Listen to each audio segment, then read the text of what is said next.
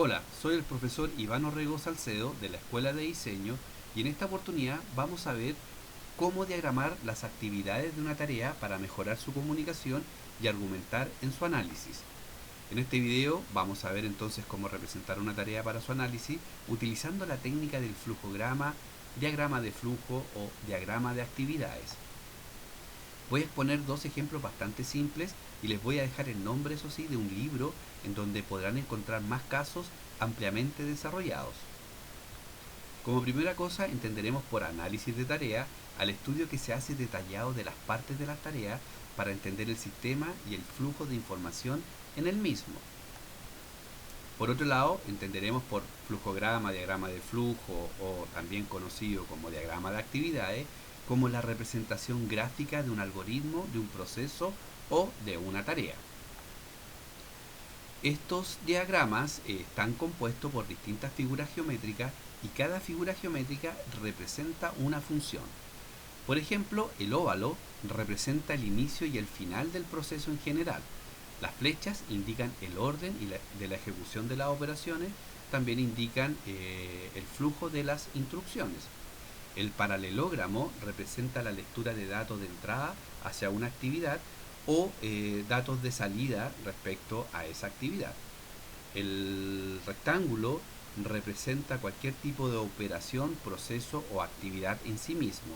Y por último, el rombo nos permite analizar una situación con base a valores dicotómicos, sí o no, bueno o malo, verdadero o falso. Como dato, muchachos, el Office en sus programas de Word, Excel y PowerPoint tiene particularmente un conjunto de figuras relacionadas a los diagramas de flujo, como ustedes lo podrán ver ahí en esta ventana que se despliega. Hay distintas figuras geométricas y cada figura geométrica representa una función en particular. Estas que estamos viendo, inicio, actividades, decisión y datos, son aquellas figuras geométricas más comunes en la representación de una actividad, pero hay otras más. Si ustedes se paran sobre esas figuras geométricas, se despliega la función a la que se refiere. El Office también cuenta con un programa llamado Visio, eh, exclusivamente para poder elaborar estos diagramas de flujo. Capaz que en tu computador tengas este programa y no te habías dado cuenta. Te invito a que lo explores, la verdad que es bastante simple y amable para poder ser utilizado. Pero vamos al ejemplo. Veamos el ejemplo de la niña que se va a lavar las manos. Como les decía, el óvalo indica el inicio y el fin del proceso y en este caso podrían estar de alguna manera representados respecto a que el inicio, el papá manda a lavarse las manos a la niña para almorzar y el término es cuando efectivamente la niña tiene sus manos limpias y secas. El rectángulo representa la actividad, proceso o transformación misma, que en este caso es la niña lavándose las manos. El paralelogramo representa los datos que pueden entrar o los datos que puedan salir de una actividad. En este caso, imaginémonos que la niña le pregunta a su papá si el califón está prendido o no. Y el papá le responde, sí, el califón está prendido. Eso sería un dato de entrada a la actividad y le permite a la niña efectivamente determinar si se va a lavar con agua fría o con agua caliente. El rombo es donde uno toma una decisión, hay algún tipo de control. En este caso podríamos ver que el papá revisa que estén bien lavadas las manos de la niña. Si las manos están bien lavadas, entonces efectivamente el proceso se termina. Y si las manos no están bien lavadas, entonces la niña tendrá que volver a la actividad a lavarse las manos.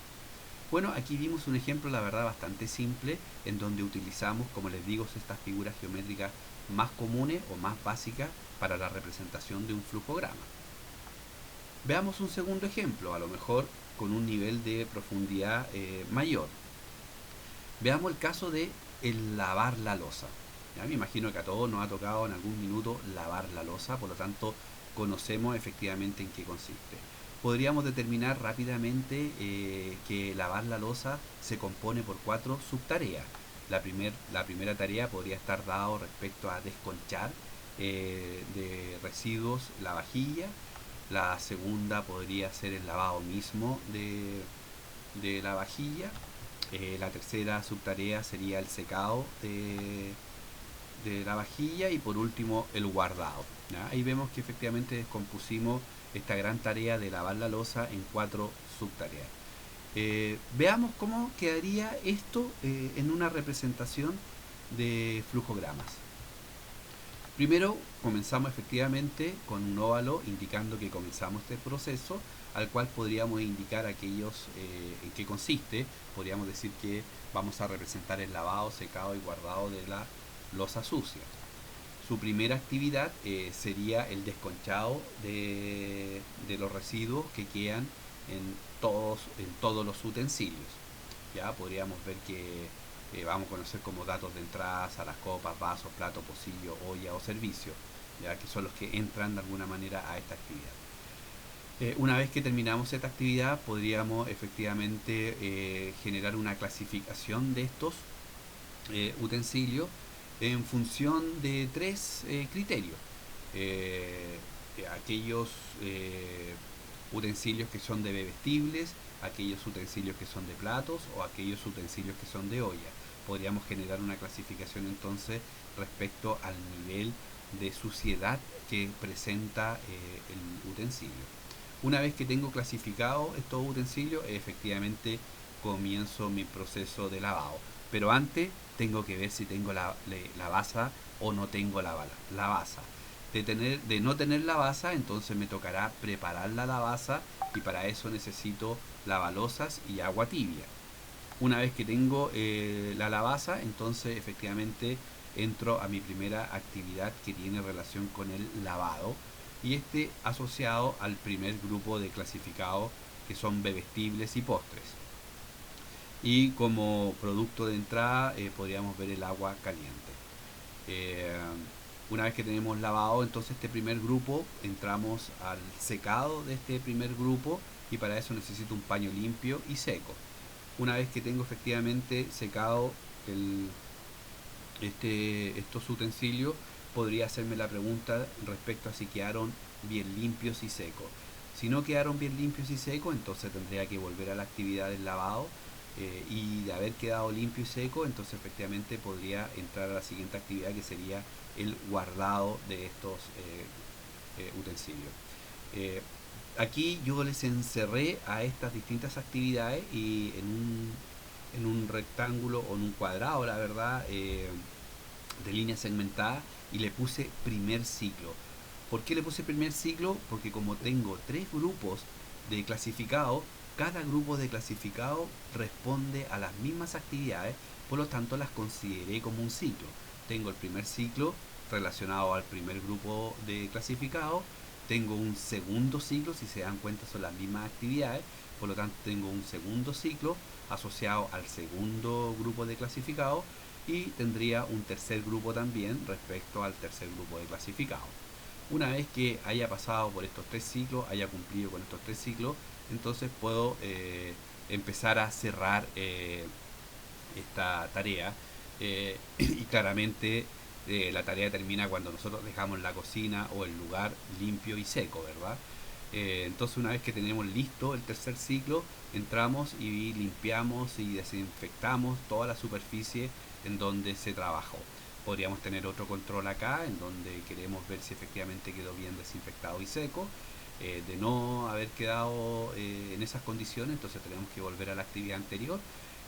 Y si quedó bien limpio y seco, entonces pasamos a la siguiente actividad, que sería limpiar y guardar los útiles de aseo. Acá podríamos tener también otro control o otra evaluación en relación si quedó o no quedó stock de útiles de aseo. Si no quedó un buen stock de útiles de aseo, entonces generamos una lista de demanda de adquisición para que se compren este útiles de aseo y la próxima vez que se tenga que lavar se cuente con ellos para la actividad. Si el stock es suficiente y es bueno, entonces podríamos decir que los productos de salida sería la loza limpia, seca y guardada. Y con eso podríamos ver esta representación ya terminada. Aquí la verdad que descompusimos un poquito más la gran tarea para que puedan ir viendo efectivamente cómo se va desarrollando. Como les dije, hay un libro que lo encuentro bastante bueno y profundiza mucho más respecto a esta técnica. Se llama Mejora Continua de los Procesos, de Diane Galloway, y te enseña ahí justamente a cómo rediseñar los procesos con diagramas de flujo y análisis de tareas. En este libro se hace análisis a tres grandes tareas que son bien cotidianas para nosotros, por lo tanto son bastante simples. Una de esas es poner la mesa, la otra es abastecer de gasolina un auto o prepararse para ir al trabajo. Son tareas bien cotidianas, bien simples, pero los profundizan bastante, por lo tanto se hace bastante fácil entender la técnica y no nos mareamos efectivamente en el análisis de la actividad en sí mismo. Bueno muchachos, terminando ya este video, hoy día vimos cómo diagramar una tarea para mejorar su análisis utilizando la técnica del flujograma, diagrama de flujo o también conocido como diagrama de flujo. Como ejercicio los invito a que practiquen con esta técnica a modo de representar y concluir los análisis de tarea que puedan ir desarrollando durante el transcurso de su proyecto en taller. Yo como siempre muchachos quedo muy agradecido por su atención y espero verlos en una próxima cápsula. Me despido, hasta luego.